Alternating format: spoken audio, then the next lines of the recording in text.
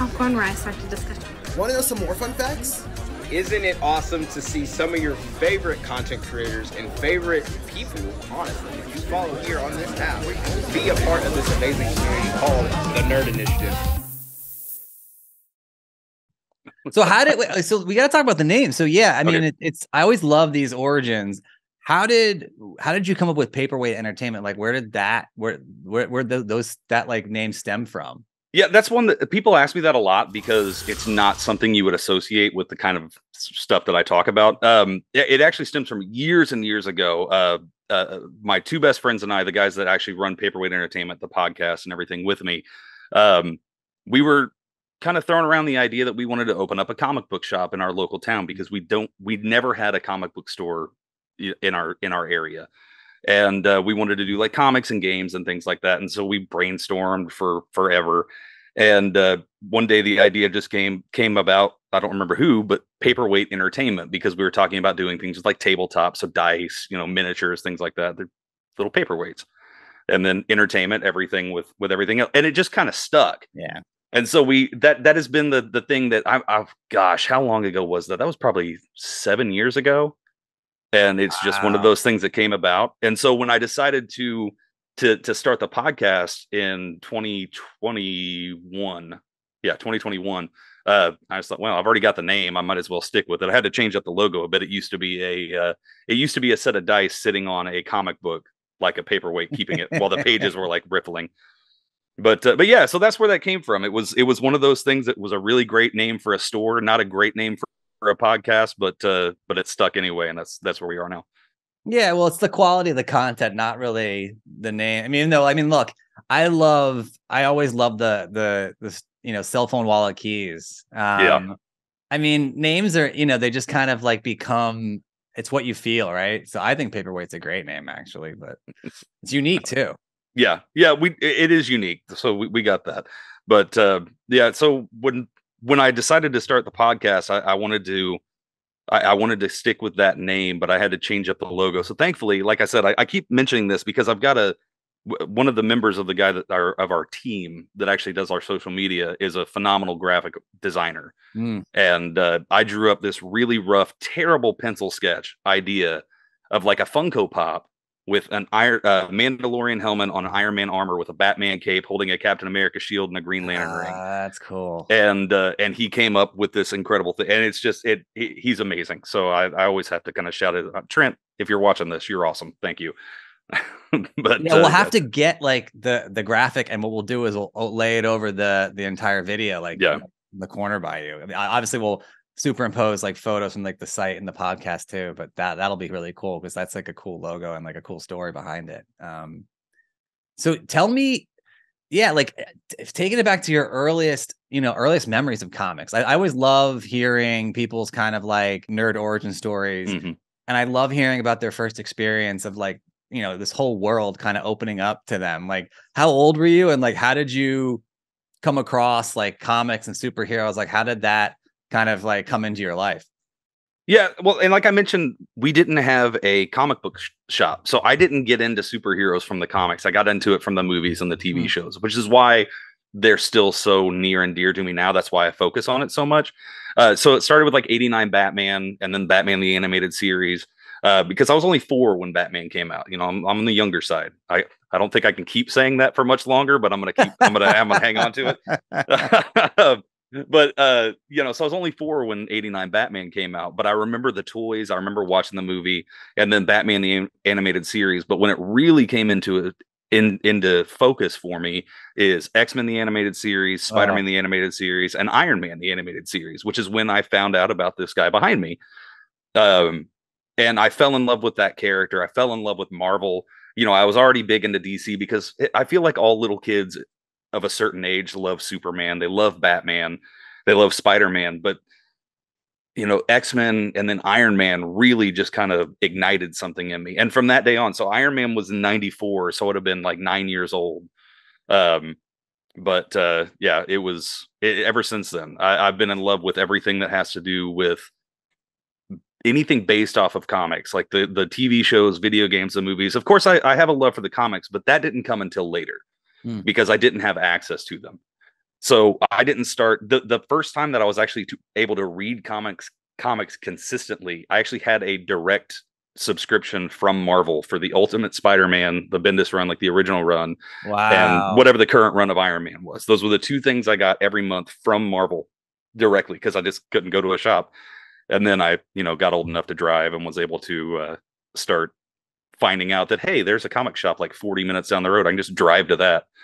And so yeah, that's where it came from. The love that I developed for comic books and the characters came from the animated series. And I have to credit Tim Burton, that 89 Batman. I mean, that hit pretty hard, because I was in between. I didn't get the Superman until later. Batman was hot when I was a little kid, and Christopher Reeve was kind of on his way out as Superman at that point. But yeah, absolutely. That's where I developed my love for Iron Man, that still to this day is prevalent. Like I will not, I can, no matter what financial situation I'm in, I will buy an Iron Man book every month.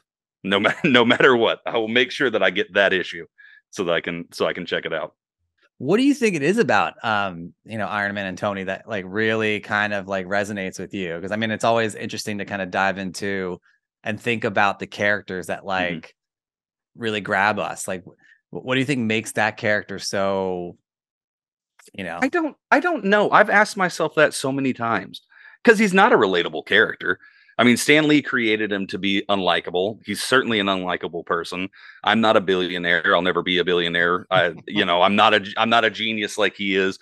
But I think it was just the fact that when I saw him as a kid, here was this guy that could do anything. He didn't have any special powers. I'm always drawn towards that in media. My favorite character in Lord of the Rings is Aragorn. My favorite, if I play, I played World of Warcraft for a long time. I always played a human. I always liked the idea of that person that was able to get by on their own ingenuity, their own smarts, their own tenacity, instead of some mutation or like a something that they had from birth or an accident. The idea that he was a self-made man, I think, was a big part of it.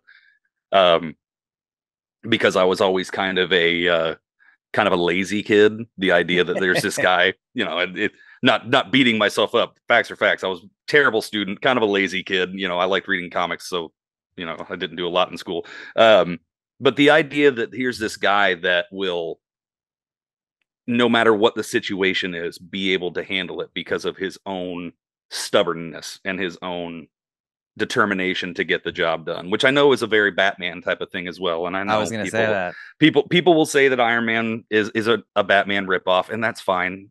I don't care. I still like him better than Batman. But yeah, I think that's the main reason why, is that the idea that he doesn't have the superpowers and he has to do it on his own, that gets me, that really pushes me forward. And the fact that in the comics, I'm going to try not to go on for too much about it. But please. In the comics, one of the things that defines Iron Man is that he constantly fails. I mean, he is a failure. That's the defining trait of Tony Stark, is that he's a failure. But he always gets up and tries again. The most recent run that they just finished of Iron Man was amazing, to the point where I had a tear in my eye on the last pages of it. It was the 650th issue of Iron Man. It was Iron Man 25. And there was just this wonderful scene where they've dedicated a day to him. They're going to have Iron Man Day. Spoilers for Iron Man 25 if you haven't read it. And he's walking through the city trying to decide what he's going to say, because he doesn't feel like he deserves it. And he finds a man in the subway that's gone into cardiac arrest, and he does everything he can to save him, and the man doesn't make it. And then at the end of it, he's missed his speech, he's missed the parade, and somebody comes to him and says, "We're going back to the mansion." They get there, and all the Avengers are there telling him Happy Iron Man Day. And it was a beautiful moment, and it literally made me tear up. It was absolutely a phenomenal ending to a run. But it is that. It's this guy that fails constantly over and over and over again, always feels like he's never going to amount to anything. He's got serious imposter syndrome, and yet he keeps on being one of Earth's mightiest heroes. That's awesome. It's fantastic. I love Iron Man. I could go on for hours about how amazing of a character Iron Man is.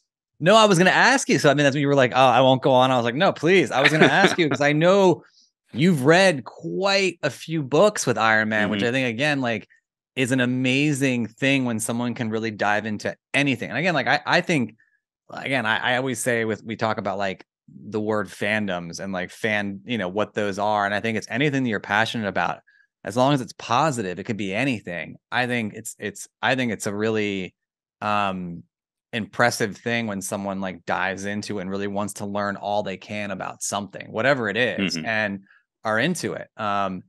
And so you've read quite a few different arcs and storylines. How are there any favorites? And then how has that been, as far as, like you said, no matter what, there's a month, I'm gonna pick up an Iron Man book. It's kind of cool. It's like a really, I mean, I'm actually now getting a little bit of FOMO because I'm like, it's such a nice thing to have, where it's like you're almost like one of your best friends. No matter what you're going through, you're gonna have a new storyline each month to kind of really make you feel at peace and at ease. I'd love to hear about that journey, because that seems like you really like dove headfirst into it, and like it even makes it has more resonance to me because you started off with the animated shows and the shows before it too. So you really have found something in these books that you love. And so I'd love to know about that journey and like how that's been, and if there's any favorite arcs that are in there, because there are some really amazing Iron Man arcs out there. Yeah, there are some excellent arcs, and it's when it came, I'm a hyper fixator when it comes to things I love. So when the Lord of the Rings films came out, I'd never read the books, and so I read The Hobbit to begin with, and now that's my favorite book, and I read it every year. But I wanted to learn everything about that world, and so I would just pour through everything. And when it comes to Iron Man, I did the same thing. Years ago, right around the time that the first movie was going to come out, Marvel released a CD-ROM disc of every issue of Iron Man from Tales of Suspense up to the current run of Iron Man. Like not the most recent ones, but the current run, like within a year or so. And I bought that immediately. And I read digitally every single issue that I hadn't read yet, because I have some of the collected editions of those early, like they have 4 or 5 volumes of Essential line where it was like black and white reprints, which is kind of a bummer to read black and white, but I mean, they were printed in the 60s, so the color wasn't great. Yeah. But so I dove into it head first, and I thought, I'm going to read every main line issue of Iron Man. I can't read all the offshoots. I'm going to miss some filler. I'm going to miss some crossovers. That's fine. I'm going to read all of them. And I did. And I got to be honest, some of them are a struggle, because if you've read some of those older issues, Stan Lee was a great idea man, not a great script writer sometimes. So that's why I read all those. So yeah, I actually have up current now, because I'd missed the last couple of issues because of an issue with my comic shop not getting it in properly. So I'm actually 100% caught up on Iron Man, every single issue from Tales of Suspense all the way through issue number 651 now is what it is. So 651 issues of Iron Man plus, gosh, how many issues of Tales of Suspense was it? I can't remember off the top of my head. A lot. Wow. But yeah, through that, there have been some great runs. There have been some poor ones. Like I said, and when you were talking about, the idea of always having this friend every month to go back to, it's kind of a bummer when the only book that you're reading that month is a dud. But, you just hope for the next one. The art's always amazing, so that helps.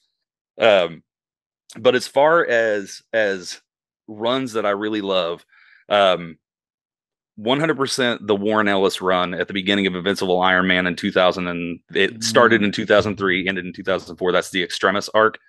I will always point people to that as a place to start. You don't have to read every issue, from then on, but read that arc. Invincible Iron Man all the way through Iron Man Director of S.H.I.E.L.D. Is a great run. It is kind of what has shaped Iron Man going forward from that time, because that is what Jon Favreau borrowed really heavily from, to the point where he actually, Adi Granov, the artist of that, he actually hired him as a production designer for Iron Man, for the first Iron Man movie. And so every design of the armor has been based off of that. Every version of Tony Stark has kind of been a little bit of that Warren Ellis written version ever since. And so yeah, 100%. If anybody's ever curious about Iron Man, read Invincible Iron Man Volume 1 by Warren Ellis and Adi Granov. It's fantastic. It's a great run. Iron Man 3 is almost directly adapting that storyline. I mean, granted, there's a lot of changes, but that's where that all came from. So definitely that. A lot of people say Demon in a Bottle. I will actually say don't read Demon in a Bottle if you've never read Iron. If you've never read Iron Man before, don't read Demon in a Bottle. It's a bit of a slog to get through because it's such a downer. You know, there's not a lot of happiness in the Demon in a Bottle. Yeah, it's story. a tough one. Yeah. If you've read Iron Man and you're big into comics, fine. If you've never read it, but if you've never read the character, don't let that be your first introduction to it. So I would never recommend that one, even though it is amazing. Read it, but read some other things first. I always say, it's funny because I'm a huge Spider-Man guy, obviously, and I always say like I've read all the original ones, so I've read up to like probably from 1 to like 300 or something like that. I mean, and then at a certain point, like you said, like you have the Ultimate runs and you have this. It's just so hard to keep up. But the first like 20 or 30 are awful. And they're just, and it's because I mean they weren't meant to be what they are. You know, in the first in Spider-Man 1, he's Peter Palmer, it's not even Peter Parker. Like his name was different. It's just so funny. But it's funny that you mentioned that too, of like some things like some are good and some are bad. I do think the old ones, they were, and I've talked to many people about this that have been in the hobby for years. For their time, they were game changing, and it's hard to put yourself in those times like 60 years ago. But like, there's definitely some stuff at the same time of like them not being good stories now, but as well as like not aging well. What's wild with Iron Man, one of the reasons why a lot of people don't like him is because he's kind of a problematic character. Because of the very nature of how he gets injured. It usually has to do with some global conflict that paints an entire group of people as the villain. You know, they did it in the 60s, they did it in the 90s, and then they did it again in the early 2000s when they updated it to Afghanistan instead of Vietnam. Yeah. And so, I mean, it's one of those things that as a fan, you just kind of have to gloss over if you can, but also acknowledge that, you know what, it's, you know, no matter where they set this, it's going to be problematic, because even when they tried to change it to where it was the Mandarin that was the one that did it, the Mandarin was incredibly racist character, like horrible. That's why, you know, I love the Mandarin as a character because I'm an Iron Man fan, but man, you got to admit that's, it's like Mickey Rooney and Breakfast at Tiffany's racist. It's bad. It's pretty rough. It's bad. And some of those early Spider-Man ones are really bad as well. Like, I mean, it's crazy. And I always say, like, for people that are Spider-Man fans that haven't read the original ones, he's such a whiny baby in the first like 15 to 20 issues. Like I know I know Stan purposely played that up because that's what made him so unique. There was no other teenage, except for like Robin, there was no other teenage solo superheroes. So he was really trying to play up this like different personality. But I mean, how many times that guy goes out and tries to make money off of being like super powered and then doesn't, and he like walks home moping like, oh, I'll never, like, it's really like funny, but it's also like pieces of history, so it's really cool at the same time, you know. So I love looking at those old things. I think I do too. And like I said, while I acknowledge that it is incredibly problematic, would I love to have some of that original artwork? Well, of course it would be amazing. Like you said, I don't know that I would display it overly openly, but I would love to have that piece of history, because it is a piece of history. And you know, sometimes history is pretty messy and not a lot of fun to look at, but it's pretty incredible, especially when you think about the fact that, you know, a lot of those Marvel artists, I mean, we're just sitting in a hotel room like, okay, I'm going to draw this panel, you draw that panel, you ink, and they were just like handing these pages off to people, not thinking anything about, not realizing that they were creating this modern mythology for for multiple generations to come. Yeah, it's just so crazy. I just like, I get chills thinking about, like, you know, from Timely to Marvel to like just doing all these things. And and I think it wouldn't be as valuable or as important or as iconic if they did know, right? Like usually when it's always that much more special when they don't know, you know. And I used to be a huge baseball card fan, and I'm a kid of the 90s as well. I'm like, I used to be like into cards and comics and all that stuff. And like, that's when it became like, we all went through the saturation phase in the 90s where like, it just dropped off like after Image Comics. And I think someone was saying the other day, like there's a million Spawn ones out there, which is crazy. And so, yeah, I mean, it's always when you don't know when something's special, right? Because that's why there's not a lot of them out there. And so it's just kind of cool to think about like someone having a Marvel Comics 1 or or Tales of Suspense 39 or all those things. It's fascinating to me. It really is history, and it's something that's super cool, and just the stories behind it are cool as well. I guess so. My next thing I would segue. Sorry, yeah. Sometimes I just talk a lot and then I don't end with a question. But no, my next thing would be like, obviously, I want to hear about your creative journey. So, obviously, you have the podcast. You're on several different platforms. You said 7 years ago? How did that all start and come together? Because it sounds like you're, which is really cool. It sounds like you're doing it with like 2 or 3 of your best friends that you've known for years, which is such like an amazing thing to have and do, because not only are you doing it with people that you know and love, but you're doing, you're talking about what you know and love. How did that start, and how have you? It's also impressive that you've kept it going and important. And so how has that journey been? Because that is it's really cool to put something out there, and you're obviously very, very good at it. And so like, I'd love to know like how that started, how those conversations started, and like what those early days were like, because those are always fun when you're just testing stuff out and like trying stuff out. Yeah. So yeah, I was mentioning that it's my 2 best friends and I that run all of it. And we worked at a theater together, our local theater. I started working there in 2003. I was just about to graduate high school. And on the second day I was there, I met this guy that was like an assistant manager. He's like 5 years older than me, and hit it off immediately because we just immediately started talking about movies. And we found out that we love movies. And that was almost 20 years ago. And he's still my best friend to this day, like in each other's weddings, and my kids call him uncle, all that. And then a couple of years later, we met my other co-host, Ian, who we just kind of fell into it. And we would spend our days when we would have time together just talking about movies. We would talk about comic books. We would talk about, toys. And I was the only one collecting toys, but I got Ian into it now. Making him spend a lot of money now. But we would just talk about all this stuff. And every so often, one of us would say, man, we should really start a YouTube channel. We're already talking about this stuff, and we never did it. There will always be something happening. I would inevitably be having another kid because they just kept coming, and or one of us would getting married, or we'd change jobs, and it just never really happened. And then with the MCU being what it is now, we've been there through all of it. When Iron Man came out in 2008, I was the general manager of a movie theater.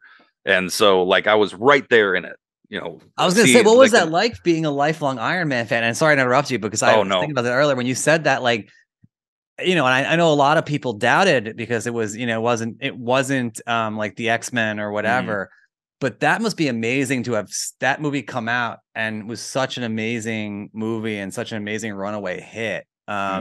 And as an Iron Man fan, like, what was that moment like for you? I don't know that I can put it into words, in all honesty. I remember, well, I was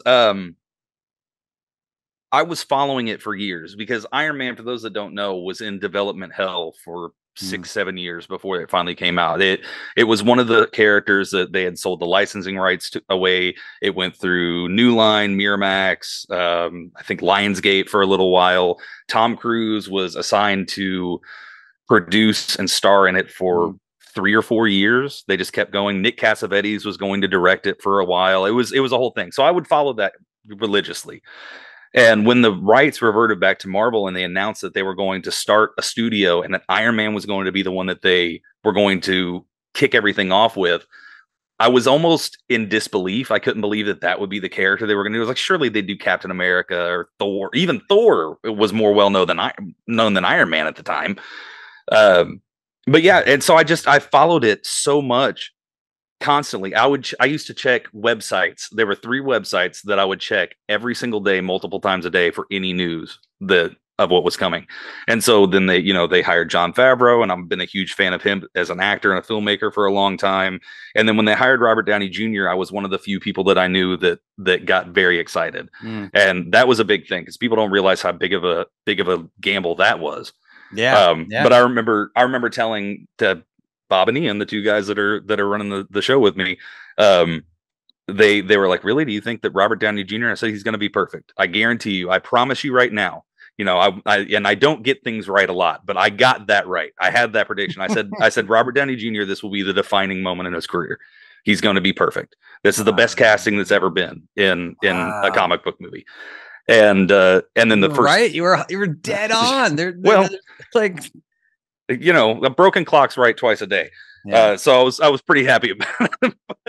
But I couldn't believe what I was seeing when the first leaked images, which is actually in Iron Man, the paper that Tony Stark is reading at the end before he gets the thing. That image on the newspaper was actually a leaked photo that had come out on the internet. When I saw that first leaked photo, I got really excited again, even more so than I already was. And then I remember really vividly, they released the first images of Iron Man, the full suit with actual studio lighting, crisp images, and I almost fell out of my chair. I was so excited. And then the trailer hit, and then the movie was perfect. And so I won't ramble on about that too much. That movie gave me so much validation as an Iron Man fan, because I used to joke that it was me and two guys in Oklahoma that knew who Iron Man was. I don't know why they're doing this movie, but it's specifically for me. That's what it is. So yeah, when that movie came out, the entire build up to it, and then the actual release, I was having people call me because I watched it on like Wednesday night at midnight as soon as we were allowed to watch it, because it was still on film at that point. Yeah. So we were able to actually, there was an actual like thumb combination lock on the canister that we wouldn't get until midnight. And so I remember opening it up, building it and everything. And I would have people called me for a week after that, wondering what I thought about the movie. And that was the first time that I thought, man, do people actually care what I think about movies? Or is it just because it's Iron Man? I guess people cared. So we kept doing this. That's awesome. I mean, that is such validation, not even as an Iron Man fan, but like you said, like getting people that want your opinion and just like motivating you. And so, yeah, I mean, I'd love to continue to hear, but I feel like I cut you off when you were talking about your journey, because I'm sure there's been a lot that you've tackled in, nearly 7 years is nearly a decade. And then getting on other platforms. But I will say, I mean, I think it's been fun. I mean, obviously connecting with you and connecting with others. It's kind of amazing the people you meet. And I think TikTok, there's positives. I always say it's positive, negatives to everything, right? Like you got the trolls, which actually I'm seeing less and less of, and I think people are really working hard on that to kind of whatever. But it is kind of cool, like when you find a platform where you find kind of like, you had your best friends, but you find like your tribe, your people that you can talk to and whatever. How has that been going? Because I do think it is kind of cool where like, it's almost like, it's funny. We were talking about C2E2 earlier, and like someone had said, I just feel like I know everyone. They were like, oh, I can't wait to meet everyone in person. I was like, oh yeah, that's right. We haven't met in person. Like, it's so crazy to think of that. Like, that's bizarre to me. But it's really cool that we have that close of a relationship where we always talk, and we have like, channels that we talk about. And we talk about things that are coming up, and we can, and not make it too much. But I'd love to know about like your journey on different platforms, and like being able to kind of, again, just expand your connections to other fans and people that you've met and, built relationships with. It's kind of a beautiful thing. Not to sound like super cheesy. No, it is. It's wonderful. I always felt like I was too old for social media. I know I just talked a little bit ago about how I'm still young, but I felt like I was too old for social media. Like I still have a Facebook page, man. Like I would still have MySpace if it was around. I mean, it technically is, but it's not. I had MySpace. I loved MySpace. MySpace was so much better than Facebook. But anyway, and so when we first started doing the podcast, I didn't do anything with the social media. I had our original co-host. We had somebody that was a co-host that loves Twitter, and he's very good at it, and really witty and all those things. And so it was almost, we've been doing the podcast for like 6-8 months before I finally decided to get onto TikTok. And I was real nervous about it, but I finally did. And, the first few videos are terrible. Like they always are, you're not doing something new. But then I started seeing people, and, I started seeing, Caption Life. I have to credit so much, because he and I have actually gotten genuinely close. Like I count him as a friend. I've spoken to him many times. He's been on our show. We've been on his. I was talking to him the other day about how much I appreciate just the fact that I've gotten to know him. And it was that first connection on TikTok with him that made me realize, I might be actually finding people here. that I can really identify with, and that I can feel accepted with, and people that will actually kind of be behind me and kind of push me and make me feel like I'm a part of something. And that's why I love, and not to just because we're on the platform, that's why I love Nerd Initiative so much, and why I'm so energetic about the idea of it, and why I'm so excited to be even if I was the tiniest part of what Nerd Initiative becomes, if I'm there at all, I will feel like I have done something important because of the amount of people that have shown me so much affection and love and support that I never was used to. You know, people, I talk a lot and people don't believe it. Of a certain age, we didn't get support for loving the things that we love. Yeah. It was not a cool thing to be into Iron Man. I can tell you that right now. Yeah. Before 2008, it wasn't cool to like Iron Man, or Star Wars or the X or Batman, any of that. It wasn't neat. You know, it wasn't something that you didn't get picked on for. I can tell you that's for real. But I've met so many people through TikTok, especially, that have been so validating and so supportive is just the word that I want to use. It's been great. And what's so fun about it is, you know, I've been on there for a little over a year now, and I was following almost everybody that I've now gotten to interact with in Nerd Initiative for a long time. I've been, awesome. You know, I've been following your videos. I've been following Marvelite's videos. I've cell phone wallet keys, all wonderful human beings that are a part of Nerd Initiative.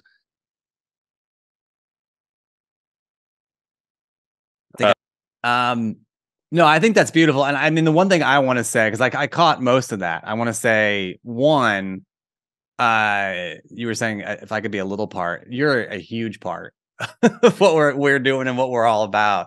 So that needs to be said 100%.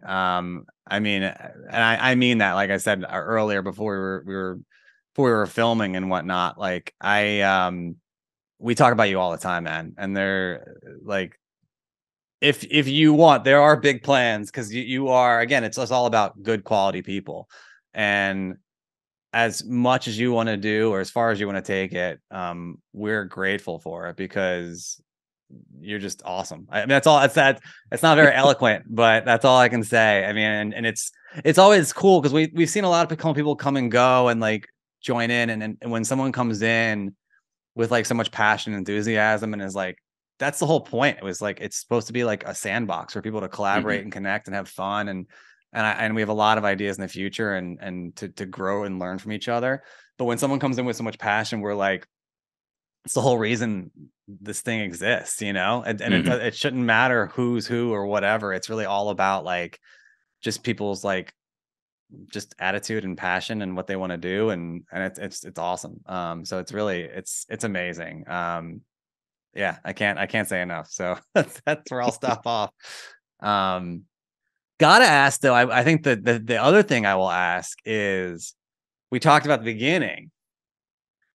I gotta ask how are you doing? I mean, it's probably 4 years too late, but how was it watching Endgame for you? Oh my gosh. How was that? So I cry at everything. Like, I'm a super easy cry. It's a long running joke that I will cry at the drop of a hat. And it's not wrong. If I hear a certain tune, it will make me gush. So watching Infinity War, that to begin with, before we even got to Endgame, when Iron Man is fighting Thanos on Titan, I was so tense that my wife grabbed me and actually asked me if I was okay. Because every muscle in my body was so tight, and I was like, they're gonna do it. I know it. I've been telling people for a year they're gonna kill Iron Man. They're not gonna kill Cap. Iron Man's gonna be the one to go, because Robert Downey Jr. is done with the character. He's been doing it for a while. He's done with the character. I know they're gonna do it. And then when Thanos rips breaks that blade off and stabs him with it, oh man, the color drained out of my face. And so when he survived that, you know, I was one of the people that was calling, okay, well, the whole reason why Doctor Strange told him he had to do it is because he's going to be the one. And I was even, you know, I even pulled out before it happened. I was showing people the Mighty Avengers issue, or not Mighty Avengers, just Avengers issue 12, the Brian Michael Bendis run, which was right before like all the Infinity. There's an issue where John Romita Jr. does this excellent cover of Iron Man with the Infinity Gauntlet, and he's got it, you know, above his head. Wow. And I was like, they're doing it. They're going to do that. Tony's going to be the one to snap, and it's going to kill him. And so when it gets to that point, and everybody knows the buildup where he's there, and Doctor Strange gives him the sign. I mean, I was enjoying it because I knew it was a beautiful scene, but I wasn't even tense at that moment. I was just kind of numb because I knew it was coming. And I know it's silly, but I mean, I cried about that for days afterwards, because I really do. I cry at the drop of a hat. And thankfully, my wife is a wonderful woman who doesn't make fun of me for that. And so she would just see me like with a tear rolling, and she's like, Iron Man. I'm like, it's Iron Man. He was so great. He was so brave. And so yeah, it was such a gut punch. I knew it was coming. I knew it was going to happen, but man, it didn't lessen it. Yeah. And it was also, to get a little more personal with it, it was also so hard because the moment that really got to me is when Happy is talking to Morgan at the end, and she says, do you want anything? Oh, your dad liked cheeseburgers. I'm gonna get you all the cheeseburgers you want. And to get a little personal, my dad passed away when I was 18, and one of his friends asked me that exact question of, what do you need? Do you need anything? And so while I'm sitting in the theater already watching my favorite character have given the ultimate sacrifice, and we're looking at all this, and then for Jon Favreau, who I've loved since Swingers, to ask the child of someone who just passed away the exact question that my dad's friend asked me, I was a blubbering mess. It was the end. I couldn't do it. Like I could barely. I had to watch Endgame again just to actually see the end of that movie, because I mean, my eyes were so swollen. It was awful, but it was beautiful, and I loved it. And I was one of the people that I thought it was a very fitting end to the character. I hate that he had to go, but it was a perfect send off to him. It was a great wrap up of the character arc that he was on. But yeah, still to this day, if I watch Endgame, I don't get out of that without crying. It's a lot.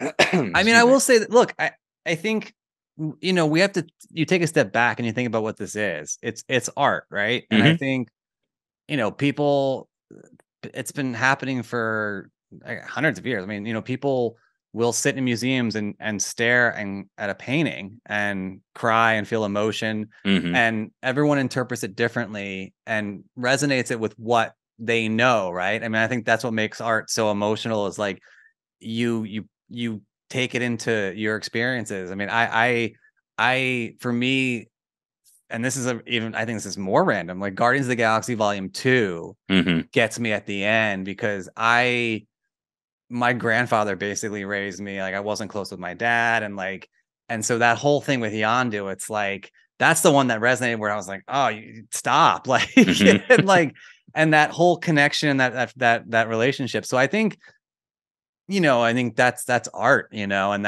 it's human, and that's natural to sit. I love seeing an amazing movie. And you kind of triggered it at me when you said, like, for days afterwards. I love a movie that like hits you and makes you think, and for days you're just thinking about it. Like, even though again, it's art. It's not real. It's not. There's other things going on in real life, but you're just thinking about it, and you're tying it into things. Like, it just makes you like you go back and you just sit there and just think, and it's a beautiful thing. That's what it's supposed to do. So yeah. Yeah, it is. And it's also, that's one of the reasons why I love movies so much, is because the way that it can hit you and the way that it can make you think, a movie that hits you emotionally, it's unlike anything else. Like, I love music. I'm a musician, but music doesn't even do that to me. And I think that there's something so special about a movie that really resonates with you in a way that you can't even explain. It's such a beautiful thing. I think it's wonderful. Yeah. Like I said, I can't even put it into words how the feeling that a movie that hits you like that really does, like, gives you. It's phenomenal. Yeah. And you said you're a musician. I was going to actually ask you, that's great. It's perfect timing. I was going to ask you, what are some things that people don't know about you? Because obviously we know your love for comics and the movies, and of course, Iron Man and other characters. Tell us about music. So, because I wanted to like kind of dive into some other things that you're passionate about. Yeah, I'm actually a classically trained singer. I studied under an opera singer for a couple of years. Yeah, I am. I won't do it on here. Don't ask. But I actually am. I'm a classically trained singer. I'm a guitarist. I play harmonica a little bit. I'm working on piano. I've actually got my keyboard over there, just collecting dust, waiting on it. But yeah, I've played guitar since I was 15. I've been singing since I was a little kid, and I started out with that. I became a music minister. In 2007, and I was a music minister all the way up until a couple of years ago, which I still am, but I actually am I'm actually a pastor as well. I'm an ordained Christian minister. So wow. I don't talk about that a lot on social media just because, it doesn't have anything to do with what I'm talking about often. But yeah, so that's something else about me that a lot of people don't know, is that I'm a classically trained singing preacher. That's amazing, actually. I mean, again, like, that's the cool thing about, that's why I love doing these things and like talking to people and kind of diving into the layers of like, what we're into, like the human element and everything like that, is like, there's so many layers to people. And I think that's the beauty of it, is like learning and finding out. Dude, how do you find the time? First of all, like, that's my question. Like, that's the thing, because you do I get that question so often. You have no idea. Like, what? Like, that's crazy, because I mean, that's beyond impressive. Like, a classically trained opera singer, but you also play, forget it, harmonica, guitar, and then there was one other one that I forgot. Learning piano. I can't do anything other than chopsticks. I'm just now trying to learn piano. But then also, like, being like, how do you find the time to you just try to make it, obviously, sleep deprivation. Yeah, that's really it. I get that, because I also work 6 days a week. So I work Monday through Saturday as a mailman. That's what I do for my day job. I deliver mail. And then on Sundays I do church. And then I do our podcast we record on Thursday nights. I've been doing stream lounges on Wednesday nights. That's become our set schedule. And then also our Paperweight Entertainment has an offshoot movie review podcast called The Silver Screen Scoundrels that I'm not on. They record on Tuesday nights, but I edit that on Tuesday night to get it up on Wednesday. So every week I work Monday through Saturday. I do church on Sunday. I edit on Tuesday, live stream on Wednesday, record and edit on Thursday, and then somehow find the time to throw in TikToks when I'm not helping my 5 children with something. So that was the other extra thing. All right. So essentially, none of the rest of us have an excuse. And then also, it's just like, just putting us all to shame, man. Like, well, I mean, I took all of December off. I didn't do anything in December. I mean, I did the podcast and the stream lounge, but I didn't do any TikTok. I didn't do any TikToks in December. Wow. That's incredible. I mean, I'm just floored. Like, I'm impressed and floored, and just like, man, like, you are living, like, again, like, you're living life and like enjoying life and just, yeah. And well, that's what, you mentioned passion, and it's something that I'm passionate about. When I started the podcast, because that was, I'll take credit for the podcast. That was my baby. My co-hosts were along for the ride, but they even will say, yeah, that was my thing that I started, because it was just something I wanted to do. And I talked to my wife about it, and she said, well, when are you going to have the time? I said, well, I'll figure it out. And so if I wasn't passionate about everything that I was doing, I wouldn't be able to find the time. And so, I would never tell anybody that this is a great thing to do, because it is. That if you're not passionate about it, you're not going to find the time. And so if there is a time, and that's one of the reasons why we do the separate movie review podcast, because I wasn't passionate about going and watching every movie that comes out every week to review it. If it's a Marvel movie or a DC movie, I'll be there on, the Thursday night pre-show. But so I delegated that to my 2 co-hosts, Bob and Ian, and they handle that gloriously. And one of these days I'll teach them how to edit it so that they can do it, and I won't have to do that one. And that's fine. There's no big deal. I don't mind doing it. I really enjoy that. But, mostly it's just don't sleep unless I absolutely have to. And as long as I'm enjoying what I'm doing and I get some satisfaction out of what I'm working on, I'm happy to forego an hour of sleep if I can do something that I genuinely love and I'm not just driving around all day thinking about what if I had an outlet for all of these things that are just pouring through my head anyway. I mean, they're in my head. I might as well put them onto audio or video for other people to hear.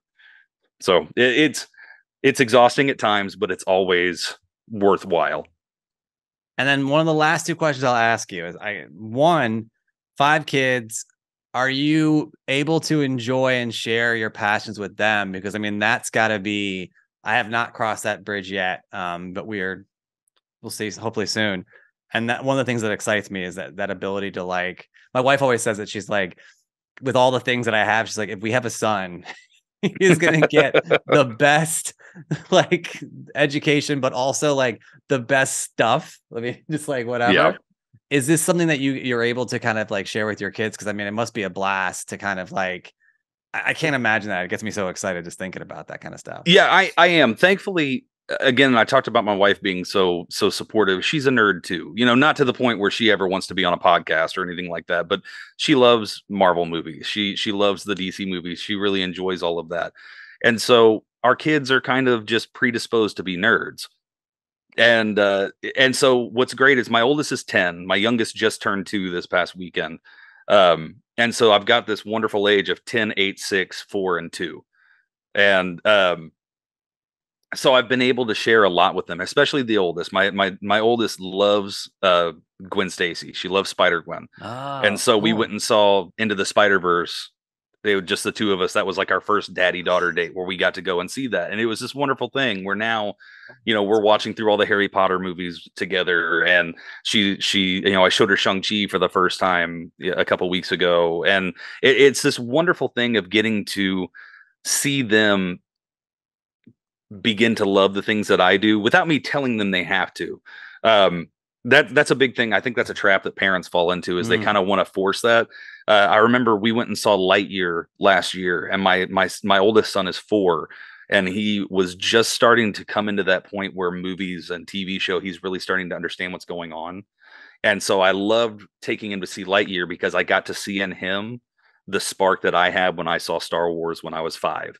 Yeah. And so it's this great thing that when you have kids, if they're into the things that you like and you cultivate that, you can watch the moment where their brain comes online the way that yours did when you were a kid. And it's an absolute blast. I got my youngest, thank God for Spider-Man and His Amazing Friends, the little animated one that they have on Disney Plus, because they had this plush 12 month plus rated toy Iron Man. And I went to go and get him some stuff for his birthday, and I saw that, and I was like, well, he's getting that immediately. And he unwrapped it and immediately started flying him around, going, it was, my heart melted. It was amazing. Made me so happy, because none of the other 4 care about Iron Man. I'm like, here's my chance. It's me and you, man. It's me and you. We're going to get there.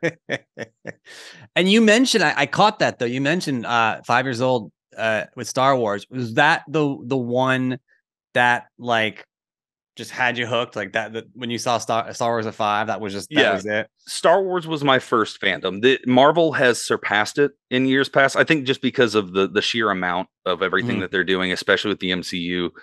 But it will always be my first love when it comes to fantasy and sci-fi. So yeah, I was 5 years old the first time I saw it at my cousin's house. He was a big Star Wars fan, and it was the thing that really lit a fire in me of what a movie could do. Not only what it could do technologically, what it could do to me emotionally. And I went hard, just like I said earlier. I hyperfixated on Star Wars for a long time, and I still have all that knowledge in my brain. But it was my first true fandom was Star Wars. That's amazing. And then not long after that, just a couple of years later, Iron Man came around, and so it's been competing ever since. But it was always there. That's awesome.